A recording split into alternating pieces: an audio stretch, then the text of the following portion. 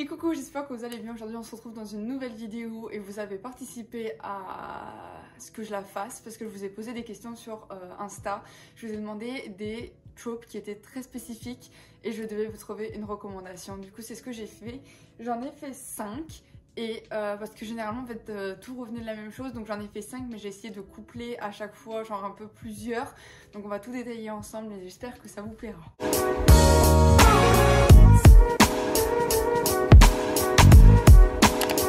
Première recommandation qui revenait souvent, c'était le style vlogueuse influenceuse. Alors premièrement, quand on me dit influenceuse, moi le seul truc qui me vient à l'esprit c'est It Happened One Summer de Tessa Bailey. Mais j'ai l'impression que j'en ai parlé 50 000 fois sur le mois dernier genre. Du coup je me suis dit bon on va essayer de varier un petit peu. Du coup je vais vous parler de Throatled de Lauren Asher. Normalement vous reconnaissez les couvertures parce qu'ils sont partout sur le BookTok américain. On ne suit pas une influenceuse, on suit une vlogueuse. On suit Maya qui en gros a son frère Santiago si je me trompe pas, qui est très fort en Formule 1, genre vraiment c'est un champion.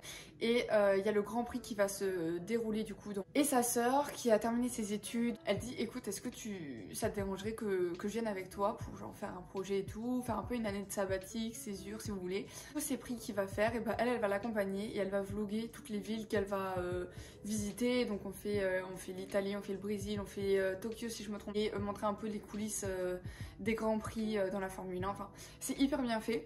Et le truc c'est que le petit frère de Maya, il a un ennemi dans son équipe qui de base, enfin ils s'entendaient pas, mais maintenant ils se sont amenés à travailler ensemble vu qu'ils sont dans la même équipe, qui va devenir le love interest pour Maya. Et donc là on est un peu sur un enemies to lovers, sport romance, liaison interdite, enfin trop bien avec plein de voyages. Et juste j'adore le fait que le métier de vlogueuse soit mis en avant et que ce soit un métier et qu'elle vive de ça et qu'elle qu'on voit un peu les coulisses de tout ce que c'est, le montage et tout. Enfin bref.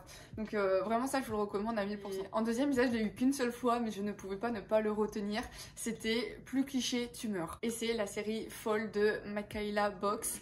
C'est une série pas du tout connue. Genre vraiment il y a 1200 avis sur le premier tome. C'est 4 tomes.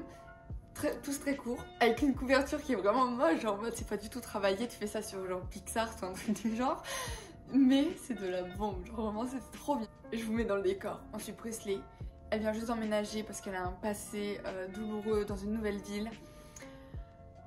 C'est la nouvelle girl, tout le monde s'intéresse à elle. Bien évidemment, il y a les bad boys qui vont lui faire un peu la misère. Et t'as aussi les mauvaises meufs du lycée. Ça se passe à côté de Los Angeles. Bien évidemment, c'est une surfeuse. Les mecs autour, c'est des surfeurs, nanana. Et enfin, cette série, tu vois, tu te dis c'est hyper cliché. Mais quand je vous dis, j'ai pleuré à la fin du 4e parce que j'étais trop dégoûtée de leur dire au revoir. Genre vraiment, tous les personnages sont grave clichés. Le contexte est grave cliché. Mais il y a des plot twists à chaque tome où en gros on suit chaque saison, genre en mode il y a l'automne, automne, hiver, printemps, été, genre ça c'est les 4 tomes et on la suit dans chaque saison et tout, et comment elle se débrouille avec son mec, et tout, les dramas qu'il y a autour. Mais les dramas, quand je vous dis, j'étais grave investie. Moi je me souviens, chaque plot twist j'étais en mode oh mon dieu il a pas fait ça, et genre j'étais dans tous mes états, vraiment j'étais trop investie. Du coup je vous le recommande à 1000%. C'est hyper cool à lire, c'est hyper court, trop facile à lire en anglais. Mais alors ça, plus cliché, vraiment tu meurs. Mais c'était trop bien fait, genre vraiment c'était trop bien fait. Un livre, c'est prof et père célibataire, un peu de vibe de babysitter et père, et de la seconde chance. Voilà. Genre ça c'est tous les tropes que j'ai regroupés qui étaient genre demandés par vous, et j'ai trouvé le cas qui les réunissait. Et c'est The Player Next Door de K.A. Tucker. En gros on suit Scarlett qui réemménage dans sa ville natale parce qu'elle a enfin pu acheter la maison de ses rêves, genre une maison qu'elle voyait depuis des années et qui lui donnait trop envie, et elle l'achète enfin. Sauf qu'en fait, c'est son ex du lycée qui habite à côté. Et là, tu te dis, ah ok, nickel. Ça fait des années, tu vois, qu'ils sont sortis ensemble, donc l'eau a coulé sous les ponts. Sauf que vu qu'ils se sont quittés d'une façon assez particulière, elle a encore le seum et les remords. Mais bon, c'est son voisin, donc elle fait des efforts, nanana, mais c'est pas l'amour fou entre les deux. Et elle est professeure du coup dans la ville, primaire si je me trompe pas, et la prof de l'enfant du très cher Shane. Donc déjà elle apprend qu'il a un gosse, elle apprend aussi que c'est un père célibataire et que du coup elle doit s'occuper de son gamin. Donc c'est pour ça que je vous dis, il y a un peu un côté de vibe de babysitter parce qu'elle est hyper enfin genre elle adore son gosse, tu vois. Donc je me suis dit ça peut se caler ici. Pompon sur la Garonne, lui il est pompier et bien évidemment il est incroyablement beau.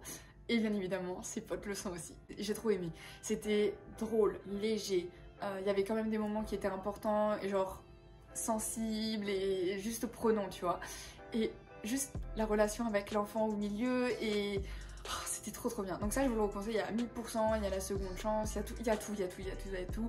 Bien évidemment, elle l'aide avec les travaux. Du coup, genre, ils sont comme ça parce que c'est le seul qui sait bien se débrouiller. Il y a des petits trucs avec les pompiers qui vont bien l'aider. Enfin, mais cette histoire vraiment elle était trop bien et cette auteur elle est validée. Mais ça je crois c'est mon préféré de l'auteur.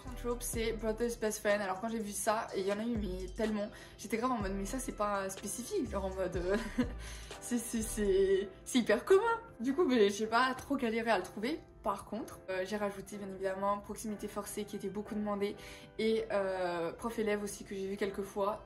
Les trois là, mesdames et messieurs, vous les retrouvez dans Burnout de Coralie June. Dans ce livre, on suit Lance qui en gros a eu un passé très compliqué. Elle est dure de café, genre en mode elle se laisse pas faire. Et alors je sais plus pourquoi, elle reprend contact avec son frère qu'elle avait même jamais connu, genre en mode elle découvre qu'elle en a un. Et elle est un peu dans la mouise, ils vont se rencontrer, il va lui dire écoute, t'es ma famille, tu peux rester chez moi autant de temps que tu veux. Sauf qu'en fait son meilleur ami du coup a son frère, Decker, va le voir un peu d'un mauvais oeil en se disant qu'en fait elle est juste là pour lui piquer son fric. Donc il va y avoir énormément de tension entre les deux parce que elle est là en mode mais enfin à ton avis je m'en contrecarre. Promis si je pouvais faire autrement je le ferais tu vois.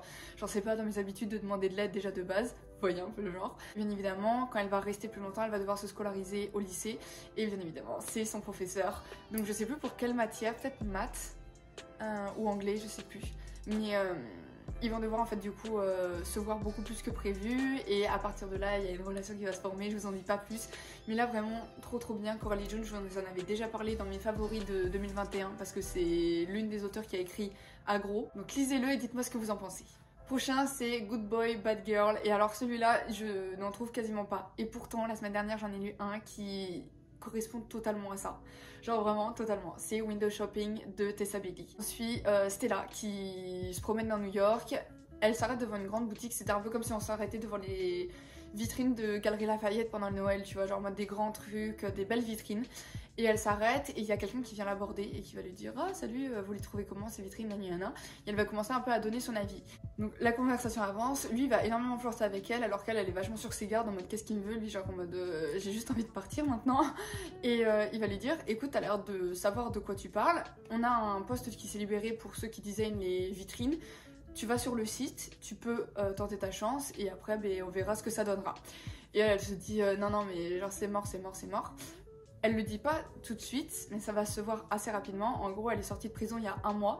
Et bien évidemment, genre en mode quelqu'un qui a fait de la prison, surtout pour le crime qu'elle a commis, ça ne passe pas vraiment dans un CV. Et il y a très peu de chances pour qu'un magasin comme celui-ci accepte d'engager quelqu'un qui a fait de la prison. Donc elle se dit, mes chances sont très petites, mais elle va quand même tenter sa chance. Et bien évidemment, le monsieur qui lui avait parlé va se souvenir d'elle et va s'occuper un peu de sa candidature. Aiden, c'est un book boyfriend mais de qualité les gars, genre vraiment. C'est le mec trop gentil, trop aimable, toujours voir le positif chez les gens. Alors qu'elle, genre elle sort de tôle déjà, elle est pas du tout... Enfin elle sait pas qu'elle est pas aimable mais genre en mode...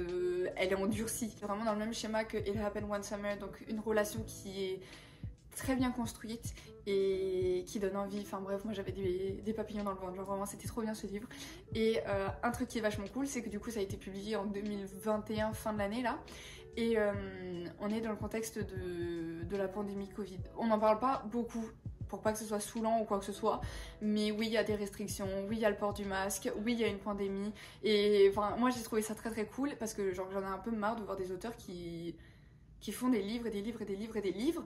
Et le contexte, genre c'est plus du tout le cas, tu vois, et je pense que ça fait presque 3 ans qu'on est dans cette merde, c'est peut-être le moment de se réveiller, de se dire ah, peut-être que genre l'histoire a changé, peut-être que notre mode de fonctionnement a changé et que ça serait bien de le mettre aussi dans les lectures pour qu'on puisse nous se reconnaître. Enfin je sais pas, j'attends encore le moment où ils vont aller dans un date et quelqu'un va leur demander le pass pour rentrer, tu vois. C'est une réalité, genre c'est ce qui se passe maintenant, je vois pas pourquoi tout le monde essaye de fuir ce qui se passe. Donc bon.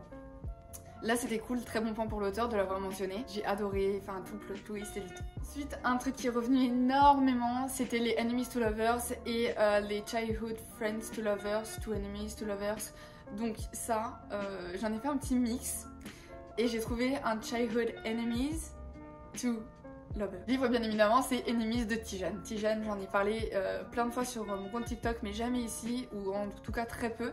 Dans ce livre, en gros, on va suivre Dusty et Stone, qui sont voisins depuis l'enfance, qui étaient dans les mêmes classes tout le temps, mais qui se sont jamais blairés, parce que à chaque fois qu'il arrivait une merde à Dusty, tout le temps Stone, et ben, genre il lui arrivait un truc de ouf, tu vois. Genre il perçait au niveau du football, il avait des super notes, elle, genre en mode que des catas de son côté, du coup elle était vachement envieuse de ce que lui avait. Mais bien évidemment, ils ont grandi ensemble, ils étaient à côté, donc ils savent quand même pas mal de choses, mais ils ont jamais été vraiment potes. Dusty et Stone, ils vont tous les deux avancer. Stone, lui, il va énormément grandir dans tout ce qui est football américain, genre vraiment il prend de l'ampleur, alors qu'elle, elle essaie vraiment de s'éloigner un maximum de lui parce que elle a l'impression qu'il lui bouffe tout son espace, genre en mode plus elle essaye de le fuir avec les années, plus il prend de l'espace et plus elle le voit partout, elle en peut plus.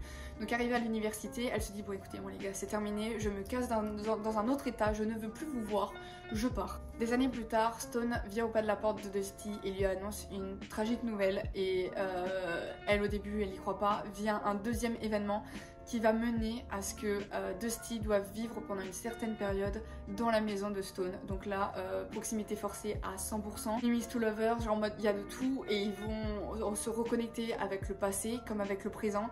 Et il y a tout le côté un peu célébrité parce que lui il est énormément connu dans le football américain, donc tous les paparazzis, genre en mode il y a tout un truc et moi j'ai trouvé ça hyper cool, donc je vous le recommande vraiment. Et honnêtement ce livre on n'en parle pas assez mais il est vraiment cool et il y a plein de trucs super intéressants.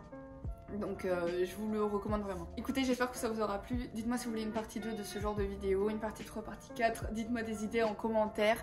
Vous avez bien évidemment mon lien Yacht en barre d'infos, le lien vers le club de lecture qui a changé de place, je le répète, maintenant on est sur Discord. Il y a tout un truc de lecture commune avec la série Addicted Calloway des sœurs Ritchie, donc ça c'est vraiment cool, ça a l'air de vous plaire, donc je suis contente, comme ça vous pouvez tous discuter ensemble. Pareil, wishlist Amazon, Instagram pour si vous voulez participer au prochain shop pour la deuxième partie.